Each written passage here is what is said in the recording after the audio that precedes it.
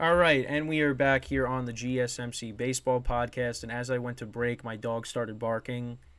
So you guys just missed that. And I was trying to hold out on coming back from break because I didn't want to come back during that because but it's fine.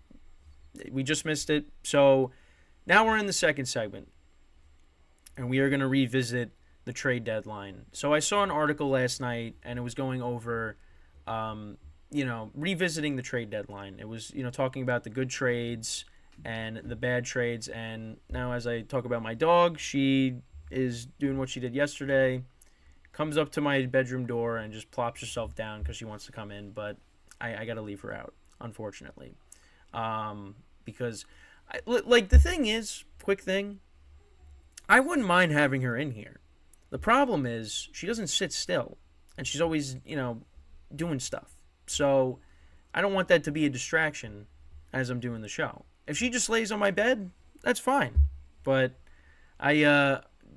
listen, there's some things with my dog that I don't really trust her with. And one of the things is just sitting there for a full hour and not doing anything. So she's got to sit there outside my door and wait till I'm done, unfortunately. And will she ever make an appearance? Will you guys ever see her? It's a possibility. But right now, she's got to stay outside. So let's get into, again, went off on a tangent. Let's get into the trade deadline. So within this article, they had the 5 best moves from the trade deadline, and they had the 5 worst moves from the trade deadline. So I'll go through them and then give my overall thoughts. We'll go through some of the statistics for how these guys have performed with their new teams and things like that. So the 5 best moves. Now, this trade is actually on the Royals side of this thing, and I know I saw some stuff on this pitcher that they got. So the Royals acquired left-handed pitcher Cole Ragans. I think that's how you pronounce it. Ragans. From the Rangers, and this was the trade for Aroldis Chapman. And he has had a 1.69 ERA, and his strikeout, his walk to strikeout ratio has been very good. So this was the trade, like I said, that involved Aroldis Chapman. And the reason why this was a great trade is because right now Aroldis Chapman has blown some games for the Rangers. He gave up a walk-off against the Astros in Houston, which is kind of deja vu for some people that root for a certain team in New York. That's the one thing I don't really miss about Chapman. There's a couple things. There's a couple things. Couple reasons why I don't miss Aroldis Chapman. One of them is the heartbreak is giving up walk-off home runs to the Houston Astros. Also just erratic command. And then he also a couple weeks ago in extra innings, I believe he hit DJ Stewart on the Mets, and the Mets won on a walk-off hit by pitch. Listen, I do not miss that from Aroldis Chapman. Now, Aroldis Chapman was very good for the Yankees when they first got him. He was very good with the Reds. And he was good with the Royals this year. But that's because the pressure of pitching in high-leverage situations was not really a factor. Now that he goes to the Rangers and he's pitching in these, high-leverage situations, he's, going to be prone to giving stuff up, giving up big hits, walking guys. So, pulling up Aroldis Chapman, and we'll get to Ragans' numbers again in a little bit. So, in his last 7 games, Chapman actually has a 7.94 ERA. In 7 games, he has 2 saves, 5 hits, 5 earned runs, 7 walks, 10 strikeouts, and his walks hits per inning, his whip, 2.12. That's a very good ERA. Not a good whip. That's not what you want. So, with the Rangers overall, he's 1-2. So, in Yeah, so he's 1-2 in 25 games with the Rangers. Um, yeah, I mean the batting average, opponent's batting average is still 174. I think the big thing is just also the walks, and allowing guys on base. I mean, and actually didn't allow a single home run with the Royals in the 31 games that he's pitched in, but he gave up 4 in the games that he's pitched in with the Rangers. So, yeah, the Royals might have really won that trade because Reagan's, like I said, has posted a very good ERA. So I'm pulling up his numbers right now. So right now in the regular season, he's 6-4 with a 3.01 ERA. So this is overall.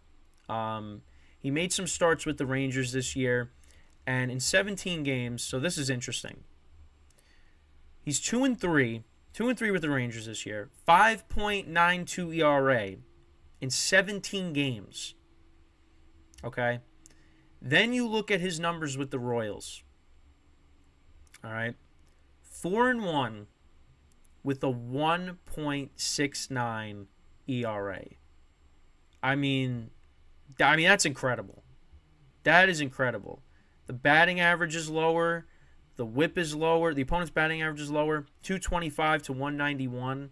And then the whip is 1.4 to 99. That is unbelievable. So if this guy could be, and he's 25 years old, if the Royals can, move forward with this guy, this is a huge win for the Royals. So that's one of the best moves, and that's on the Royals side of things. With the Rangers, I mean, that could turn out to be a really bad deal, especially if they miss the playoffs. So another one of the deals was Justin Verlander going back to Houston. With the Mets, that was a trade that I was kind of, and I talked about this. I think that the Mets should have held on to Verlander just because of how their starting pitching is right now at this particular point. Next year they're going to have to do something. They're going to have to sign guys because, listen, Kodai Senga, and I think they're going to have Quintana next year. So at least you got those two pieces, but you got to figure out some way to, shore up this rotation. And I think I think Verlander obviously wanted to go to a contender. But, his exit was less, dramatic than Max Scherzer's was. I think Max Scherzer has a strong dislike for the Mets. But, I think the Mets should have held on to Verlander. But for the Astros, now, Verlander hasn't looked as dominant as he was last year. But, that's somebody that the Astros had to go out and get because their pitching's kind of been, a little. It's dealing with some issues. Christian Javier is not pitching. My Wi-Fi disconnected while I was streaming, so I'm hoping that didn't happen. But basically, so yeah, we went over Verlander and going to the Astros and how the Astros need pitching, and we talked about Josh Bell and Jake Berger and how, they've been doing pretty well for the Marlins. So we're kind of strapped for time a little bit. We got 4 minutes. So also the Dodgers, they got left-handed pitcher Ryan Yarbrough from the Royals, and he's actually been doing pretty well for them. And, in a year where the Dodgers are kind of dealing with some things with their pitching, some guys with off-the-field issues and injuries and things like that. Yarbrough's kind of stepped in, and he's produced well for them, so that was a good trade. So those were like the 5 best trades when it came to the trade deadline. So now when you go to like the worst trades, the Angels, they said like everything because you got Giolito, Randall Grichuk, C.J. Cron. And those guys, they all put on waivers. Grichuk ended up not getting claimed. But Hunter Renfroe, he ended up getting claimed, but he was a guy they didn't trade for. But yeah, Giolito, he went off. And went to the Guardians and had a rough performance against the Twins the other day. The Guardians, they traded Amen Rosario for Noah Syndergaard, and they got rid of Syndergaard. Syndergaard has not been the same pitcher for a long time, so that really didn't work out. David Robertson, another guy with the Marlins, he was out. Well, not that he was out. He hasn't really performed well for the Marlins. He struggled. He has 4 losses. He had 4 losses in his first 13 appearances, and that's definitely something you don't want because the Marlins, they're trying to make the playoffs. So I did talk about the positives with having Jake Berger and Josh Bell, but David Robertson in the closer spot, you got to deliver, and he was definitely struggling a little bit. So that could be the reason why the Marlins maybe missed the playoffs. And then the Padres, so they went out and they got Rich Hill and G-Man Choi. And, yeah, so G-Man Choi actually suffered an ankle fracture, which I didn't know. And Rich Hill, I mean, the guy's been around for a long time. He hasn't performed well either. So, that was kind of a head-scratcher trade. And then, finally, the Blue Jays, they traded for Paul DeJong from the Cardinals, and they got rid of him too. He wasn't performing. So those are all performing well. So those are all the trades. I hope I was able to get through all that.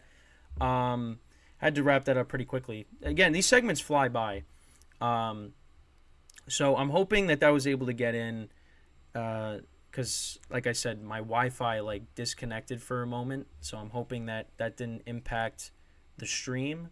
So with that, we are going to take our second break of the show, and then when we come back, I will talk about the games from last night and give the updated standings on that. So stick around. We'll be right back here on the GSMC Baseball Podcast.